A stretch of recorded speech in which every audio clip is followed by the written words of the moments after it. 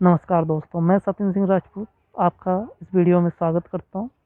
आज हम एक ऐसे अधिनियम के बारे में बात करेंगे जिसका आज के समय में सबसे अधिक उपयोग हो रहा है, चाहे वो केंद्र सरकार हो, राज्य सरकार हो या डिस्ट्रिक्ट मजिस्ट्रेट। सभी के सभी इस अधिनियम के अधीन दिए गए शक्तियों का प्रयोग कर रहे हैं। हाँ, आप बिल्कुल सही समझ रहे हैं। आज हम बात करेंगे डिजास्टर मैनेजमेंट एक्ट 2005 के बारे में। यह अधिनियम इसलिए भी बहुत उपयोगी हो जाता है क्योंकि भारतीय संविधान में कोई भी ऐसा उपबंध नहीं है जो कि कोविड-19 जैसी महामारी के समय आपातकाल की स्थिति में लागू किया जा सके। तो चलिए बिना समय गवाए शुरू करते हैं। आपदा प्रबंधन अधिनियम 2005। यदि हम इस अधिनियम के बारे में बात करें तो यह 2005 का 53वां अधिनियम है। इसे राज्यसभा द्वारा 28 नवंबर 2005 और लोकसभा द्वारा 12 दिसंबर 2005 को पास किया गया और इसे राष्ट्रपति की सहमति 9 जनवरी 2006 को मिली। ये तिथियां बहुत महत्वपूर्ण हैं क्योंकि न्यायिक परीक्षाओं में ये अक्सर पूछी जाती हैं। इसमें कुल 11 अध्याय और 79 धाराएं हैं। यह संपूर्ण भारत पर लागू होता है। As I told you, Disaster Management Act 2005 is the Act number 53 of year 2005. It is passed by the Upper House on 28 November 2005 and by the House of People on 28 December 2005. It received the assent of President of India on 9 January 2006.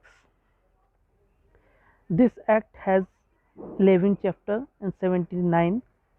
Next is about the authorities established under this act. There are three types of authorities established under Disaster Management Act. As you saw on your screen, first one is National Disaster Management Authority, which is described under Chapter 2. Next is State Disaster Management Authority, which is described under Chapter 3. And last one, District Disaster Management Authority, which is described under 4. इस अधिनियम के अधीन 3 प्रकार के प्राधिकरणों का गठन किया गया है। सर्वप्रथम राष्ट्रीय आपदा प्रबंधन प्राधिकरण, दूसरा राज्य आपदा प्रबंधन प्राधिकरण और तीसरा डिस्ट्रिक्ट आपदा प्रबंधन प्राधिकरण। यदि हम राष्ट्रीय आपदा प्रबंधन प्राधिकरण की बात करें तो यह नेशनल डिजास्टर मैनेजमेंट अथॉरिटी अध्याय 2 में वर्णित है। अध्याय 2 की सेक्शन 3 मतलब धारा 3 में इसका गठन बताया गया है, जो कि कहती है नेशनल डिजास्टर मैनेजमेंट अथॉरिटी का गठन अध्यक्ष तथा अन्य सदस्यों में से मिलकर बनेगा, जिनमें सदस्यों की अधिकतम संख्या 9 होगी तथा इन सदस्यों को अध्यक्ष द्वारा मनोनीत किया जाएगा। अब सवाल उठता है कि इसका अध्यक्ष कौन होगा। तो इस अधिनियम में बताया गया है कि नेशनल डिजास्टर मैनेजमेंट अथॉरिटी का अध्यक्ष प्रधानमंत्री होगा और अन्य 9 सदस्य, जो अधिकतम 9 सदस्य हैं, उनका मनोनीत भी प्रधानमंत्री द्वारा किया जाएगा। चलिए आगे बढ़ते हैं और देखते हैं इसके पावर एंड फंक्शन। धारा 6 मतलब आपदा प्रबंधन अधिनियम की धारा 6 कहती है कि नेशनल डिजास्टर मैनेजमेंट अथॉरिटी कोई भी ऐसा नियम बना सकेगी जो उस आपदा को रोकने के लिए, उसे काबू करने के लिए, उसके राहत के लिए जरूरी हो। चलिए हम आगे बढ़ते हैं और देखते हैं राज्य आपदा प्रबंधन प्राधिकरण।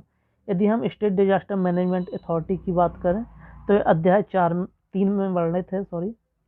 अध्याय 3 में वर्णित है। अध्याय 3 की धारा 14 कहती है कि जो राज्य आपदा प्रबंधन प्राधिकरण है, इसका गठन मुख्यमंत्री तथा 8 अन्य सदस्यों से मिलकर बनेगा, जिनको मुख्यमंत्री द्वारा मनोनीत किया जाएगा।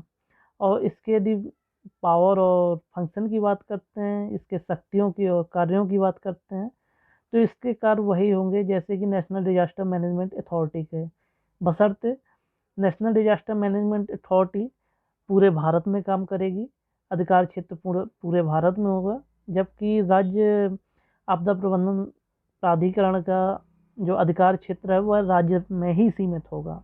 तो जिला आपदा प्रबंधन प्राधिकरण का गठन धारा 25 में बताया गया है। धारा 25 में कहते हैं कि जो जिला आपदा प्रबंधन प्राधिकरण है वह अध्यक्ष तथा अन्य सदस्यों से मिलकर बनेगी जिनकी संख्या 7 से अधिक नहीं होगी। तो इसका चेयरपर्सन कौन होगा? Who may be the chairperson?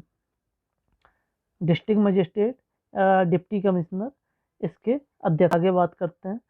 तो इस अधिनियम के अधीन एक बहुत ही महत्वपूर्ण फोर्स का गठन किया गया है जिसे नेशनल डिजास्टर रिस्पांस फोर्स कहते हैं। इस फोर्स का गठन और इसके कार्य, कंट्रोल, डायरेक्शन अध्याय 8 में वर्णित है। धारा 44 इस फोर्स के गठन की बात करती है। जो नेशनल डिजास्टर रिस्पांस फोर्स होगी उसका गठन नेशनल डिजास्टर मैनेजमेंट अथॉरिटी द्वारा किया जाएगा। इसका कार्य आपदा प्रभावित क्षेत्रों में राहत कार्य पहुंचाना और आपदा को रोकने का होगा। यदि हम अगली धारा की बात करें तो धारा 45 इसके प्रबंधन और निर्देश की बात करती है कि इसका जो प्रबंधन होगा और इसको जो डायरेक्शन दिए जाएंगे वह नेशनल डिजास्टर मैनेजमेंट अथॉरिटी द्वारा दिए जाएंगे। चलिए आगे बढ़ते हैं और इस अधिनियम के अधीन कौन कौन से अपराध हैं और उनके लिए कौन कौन सी पेनाल्टीज इस बारे में बात करते हैं।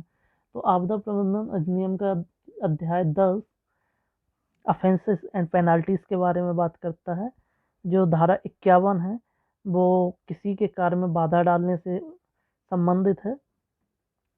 धारा 51 कहती है कि कोई भी व्यक्ति बिना उचित कारण के किसी अधिकारी, कर्मचारी या प्राधिकरण द्वारा अधिकृत व्यक्ति के कार्य में निर्वहन में बाधा डालता है, उसे कोई कार्य दिया गया है, उस कार्य को करने में बाधा डाल रहा है या उसके कार्य करने से इनकार करता है, उसके आदेश से इनकार करता है, तो वह व्यक्ति 1 साल के लिए दंडित किया जा सकता है अथवा जुर्माने से अथवा दोनों से दंडित किया जाएगा। अगली सेक्शन देखते हैं। अगली सेक्शन 52 है, अर्थात धारा 52, जो कि किसी व्यक्ति द्वारा कोई गलत झूठा दावा किए जाने से संबंधित है। धारा 52 कहती है यदि कोई व्यक्ति जानबूझकर ऐसा दावा करता है जिससे वह किसी प्रकार का लाभ प्राप्त करना चाहता हो तो वह व्यक्ति 2 वर्ष के कारावास से दंडित किया जाएगा और जुर्माने से भी दंडित होगा। चलिए आगे बढ़ते हैं और देखते हैं धारा 54 क्या कहती है। धारा 54 कहती है कि यदि कोई व्यक्ति कोई अफवाह या झूठी बात फैलाता है जिससे लोग पैनिक होते हैं तो ऐसे व्यक्ति को 1 साल का कारावास अथवा जुर्माना या दोनों से दंडित किया जा सकता है। इसके साथ अभी जो गृह मंत्रालय द्वारा एक गाइडलाइंस जारी हुई थी उसमें एक सेक्शन और भी डिस्क्राइब थी जो कि ज़्यादा इम्पोर्टेंट तो नहीं है और इस सब्जेक्ट एक्ट से भी रिलेटेड नहीं है, लेकिन हाँ हम देख लेते हैं। Section 188 IPC। तो धारा 188 भारतीय दंड संहिता कहती है यदि कोई व्यक्ति किसी पब्लिक सर्वेंट द्वारा दिए गए ऑर्डर को डिसऑबे करता है तो वह 6 महीने के लिए दंडित किया जाएगा अथवा 1000 तक जुर्माने से दंडित होगा। चलिए इसी के साथ आपदा प्रबंधन अधिनियम 2005 समाप्त होता है और यदि आपको वीडियो पसंद आया तो लाइक करिए, कमेंट करिए और शेयर करिए और नहीं आया तो भी सब्सक्राइब तो कर ही दीजिए। Thank you.